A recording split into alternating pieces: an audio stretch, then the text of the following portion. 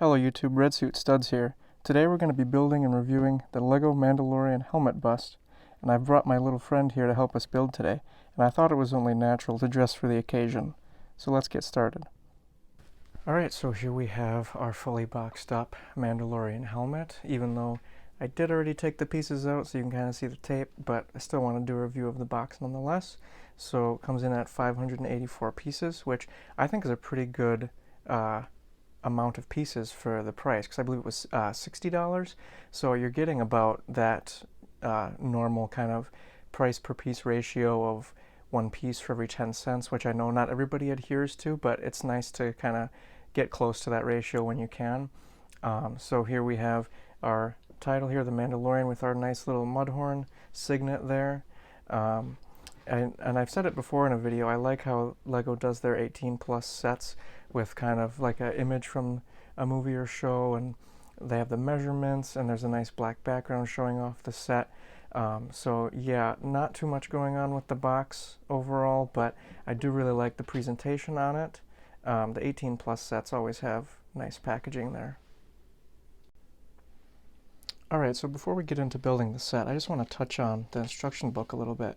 So some of these 18 plus sets, the instruction manuals are really cool because they have kind of these designer interviews at kind of the beginning of the booklet, and you kind of get like some background on either the set that you're building or the character that the helmet bust is, and it's just a really nice addition to these 18 plus sets that kind of gives you a little bit more to get out of the set than just building and displaying.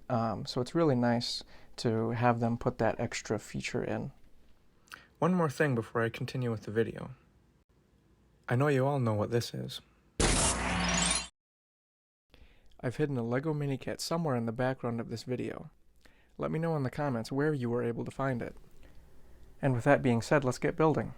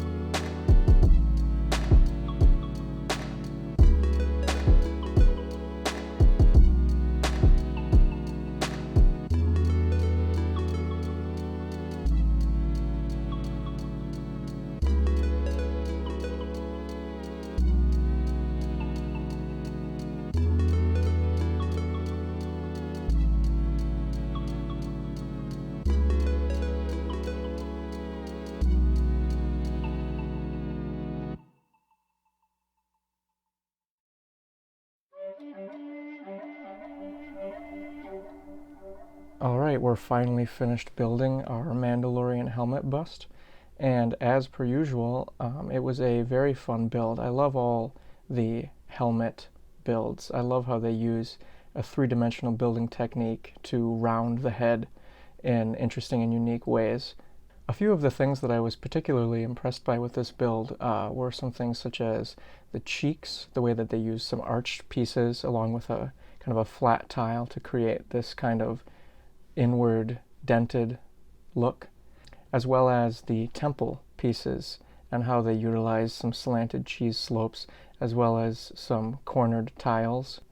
And I really liked how they rounded off the back here with some rounded plates as well as some additional tiles here to make kind of the vent or grate or whatever you want to call it for the back of the helmet there. I'm also always a fan of the way that LEGO does their bases for these helmet busts. I really like how they use kind of this slanted pieces to kind of form this base and then go into the more columned slanted pieces leading up into the initial bust. And I think the use of the chrome as well, it's done nicely because it's not like too overboard, because I feel like if you were to make the entire helmet in chrome pieces, it might get a little overwhelming as far as the shine and whatnot, although I would like to see a version like that just to see how shiny it could really be. But I think the amount of chrome pieces that they used was almost perfect. I feel like maybe these kind of slanted pieces here maybe could have also been chrome, but I think what they did as far as kind of around the cheeks here and on the temples, and then you can kind of see on the forehead and around the dome of the head. I think it's all done in nice places that give the helmet enough chrome accents without being too much. And just for comparison's sake here, I've brought over my Black Series Mandalorian helmet. And like I said earlier, I mean, some of these dome pieces here aren't chrome when I guess they could be, but we kind of don't want to have too much chrome because it might be a little too shiny. Also, I'm sure it would be very expensive for LEGO to make a all-chrome Beskar version of the helmet, as cool as that would be. But just to highlight some of the similarities and differences here, I think, like I said earlier, they really did kind of the cheeks really well, how it kind of indents there and forms that curvature. They've done that really well on the replica here of the LEGO version. And I think they've also done the visor really well. You can kind of see how on here the real Mandalorian one kind of tapers in a little bit, and this one is just kind of a straight edge, so maybe that could have been a little bit more slanted, but I feel like that would have been a really hard building technique to pull off. However, I do like how this corner kind of tapers in. They also did that as well on the LEGO version there. And here you can kind of see a comparison of the temple pieces there. They've done a really good job translating that over with the darker gray corner pieces, as well as the kind of angled silver pieces there to translate this to that. And they've even gotten this bottom piece fairly accurate as well, because there's kind of this flat edge here, and they translated that to here with a 1x3 tile, as well as the 1x2 cheese slopes here. Alright, so now that this guy is all built and ready to go, let's put him up with his friends here, our other helmet busts. And I think comparatively, I think this is one of the best ones so far. I really enjoy the Scout Trooper, and I really like this Rebel helmet, the Luke Skywalker helmet.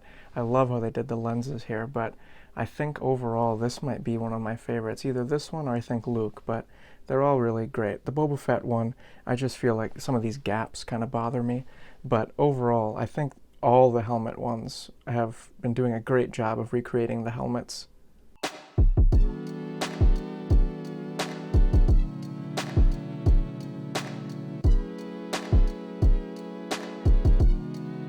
If you enjoyed this video, make sure to give it a like and subscribe to stay tuned for next week, where I'm going to be reviewing the Republic fighter tank. Thanks for watching.